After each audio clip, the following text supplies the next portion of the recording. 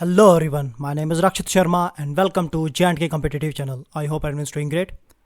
देखिए आज हम पढ़ने वाले हैं कि एक कंट्री के लीडर को कैसा नहीं होना चाहिए।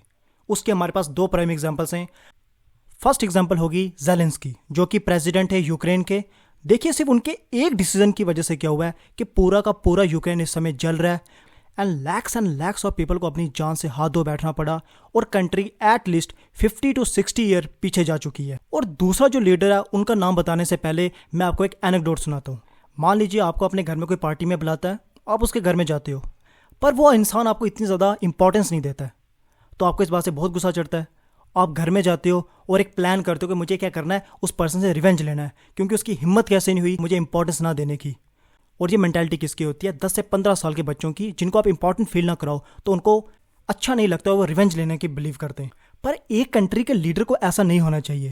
जैसे G20 समिट में जस्टिन ट्रूडो जो कनाडा के प्राइम मिनिस्टर हैं, उनको स्वागत किया गया इंडिया में, बट इतनी ज़्यादा उन्हें इंपॉर्टेंस नहीं दी गई because of the legitimate reason. क्योंकि जस्टिन ट्रूडो को इंडिया ने बहुत बार ये बताया कि कनाडा में एंटी इंडिया एलिमेंट्स बहुत ज़्यादा चल रहे हैं, सिविलियंस को बहुत ज़्यादा खतरा है वहाँ पे, और वहाँ पे सेपरेटिस्ट मूवमेंट चल रही हैं जो इंडिया के खिलाफ हैं। पर जस्टिन ट्रूडो ने उसके खिलाफ कोई एक्शन नहीं लिया। और जब वो G20 में जाते हैं तो उनको प्राइम मिनिस्टर मोदी के द्वारा एक कोल्ड शोल्डर देखने को मिलता है।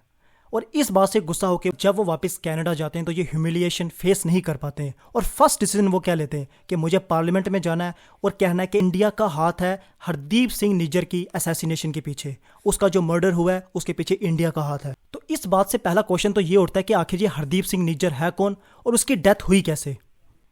देखिए हरदीप सिंह निज्जर एक खालिस्तानी टेररिस्ट है जो इंडिया में सेपरेटिस्ट एक्टिविटीज़ को ज़्यादा बढ़ाना चाहता था।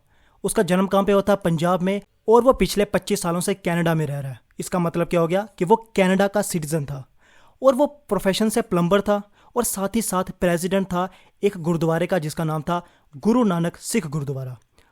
पर जो इंडियन एजेंसी थी उन्होंने कुछ साइन देखे जिसमें उनको लगा कि जो हरदीप सिंह निज्जर है वो काफ़ी ज़्यादा सेपरेटिस्ट एक्टिविटीज़ के साथ जुड़ा हुआ है और साथ ही साथ वो एक मूवमेंट चला रहा है जिससे वो कार्व आउट करना चाहता है इंडिया की पंजाब स्टेट को।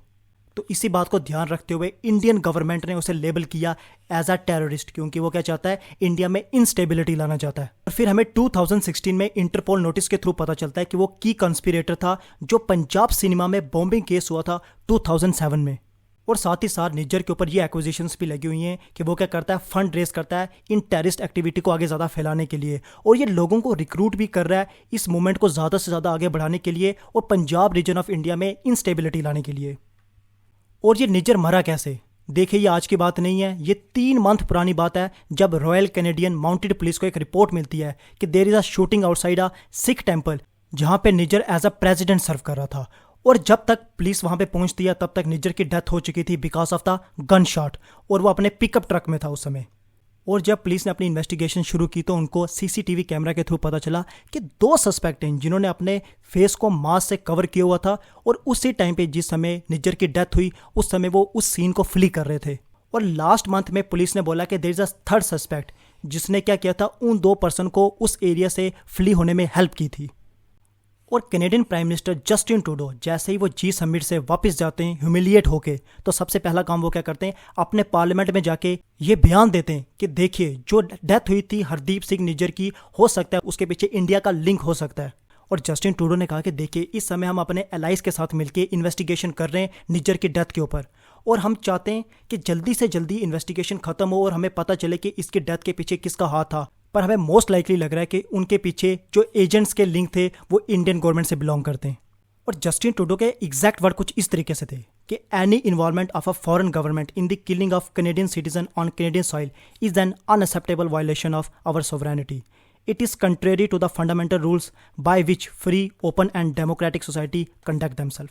देखिए काफ़ी ज़्यादा आयरनी की बात है इस बात पे कि जो पर्सन इंडियन सिविलियंस पे जब हमले हो रहे थे, उनको हरास किया जा रहा था, उनकी लाइफ में थ्रेट आ रहे थे, उस समय उसने कोई स्टेटमेंट नहीं दी। पर इस समय जब एक टेररिस्ट को आके कोई थर्ड पर्सन मार जाता है तो उसे क्या याद आता है? उसे याद आता है फ्री ओपन और डेमोक्रेटिक सोसाइटी। और देखिए इन शॉर्ट इसे कहा जाता है एक हिपोक्रेटिकल पर्सन जिसको कुछ लेना देना नहीं है लोगों से, जिनको सिर्फ अपनी प्रॉफिट से लेना देना है, सिर्फ उनको वोट बैंक पॉलिटिक्स करनी होती है, और उसके लिए वो टेररिस्ट के सपोर्ट भी कर सकते हैं।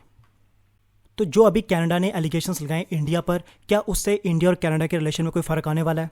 देखिए, जो वहाँ की फॉरेन मिनिस्टर है उसने एक स्टेटमेंट दी थी कि हमने क्या किया है, एक इंडियन डिप्लोमेट को एक्सपेल्ड कर दिया है, जो कि कौन था, इंडियन इंटेलिजेंस का हेड था कनाडा में, उसे हमने एक्सपेल्ड कर दिया और वापस इंडिया की तरफ भेज दिया है। और सिर्फ इतना नहीं, जो प्रेसिडेंट ट्रूडो है वो क्या करेगा, वो जाएगा बाइडन के पास और at the same time British prime minister Rishi Sunak के पास भी जाएगा और उनसे डिस्कस करेगा कि हमने क्या करना चाहिए। ये टॉपिक को डिस्कस करना चाहिए यूनाइटेड नेशन जनरल असेंबली में, ताकि हम इंडिया के ऊपर प्रेशर डाल सकें। तो जो एलिगेशंस इंडिया पे लगाए गए, तो इंडिया ने उसका जवाब कैसे दिया? इंडिया ने उसका जवाब दिया टिट फॉर टैट पॉलिसी से। इंडिया ने कहा कि अगर आप हमारे डिप्लोमेट को एक्सपेल कर सकते हो तो हम भी आपके डिप्लोमेट को एक्सपेल कर सकते हैं। तो इंडिया ने भी कनेडियन इंटेलिजेंस स्टेशन चीफ को एक्सपेल कर दिया यहाँ से और वापस उसको भेज दिया कनाडा में। और साथ ही साथ मिनिस्ट्री ऑफ एक्सटर्नल अफेयर ने स्टेटमेंट दिया कि जो कनाडा हम पे एलिगेशंस लगा रहा है वो बिल्कुल अब्सर्ड है। देखिए, जो सारा का सारा ड्रामा शुरू हुआ वो यहाँ से शुरू हुआ G20 समिट में। जब जस्टिन ट्रूडो इंडिया में आए, उनको इतनी ज़्यादा इंपॉर्टेंस नहीं मिली और एट द सेम टाइम जो प्राइम मिनिस्टर मोदी हैं उन्होंने उनको एक मैसेज कन्वे किया जिसमें उन्होंने कहा कि देखिए कनाडा में क्या हो रहा है, एंटी इंडिया एक्टिविटीज़ बहुत ज़्यादा बढ़ रही हैं और साथ ही साथ कनाडा में एक्सट्रीम एलिमेंट बहुत ज़्यादा बढ़ रहे हैं जो इंडिया के लिए डेट्रीमेंटल हो सकते हैं। और जो हमारे सिटीजन्स हैं कनाडा में वो सेफ फील नहीं कर रहे हैं, उनको बहुत ज़्यादा खतरा है। और साथ में टेम्पल्स को वेंडलाइज किया जा रहा है, लोगों की प्रॉपर्टी को वेंडलाइज किया जा रहा है, लोगों को हरास किया जा रहा है। इसके बारे में कनाडा को कुछ ना कुछ डिसीजन लेना चाहिए।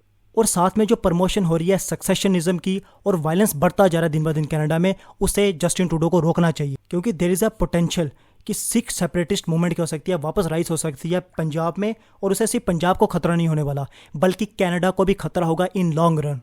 और इंडिया ने खुद अप्रैल में इन सेपरेटिस्ट एलिमेंट्स के खिलाफ हार्ड स्टांस लिया जब हमने अमृतपाल, जो एक सक्सेशनिस्ट थे, एक सेपरेटिस्ट थे, उनको पकड़ के जेल में डाल दिया। उसकी वजह से पार्शल शटडाउन रहे इंटरनेट के और सोशल मीडिया को सेंसर करके रखना पड़ा काफ़ी देर तक।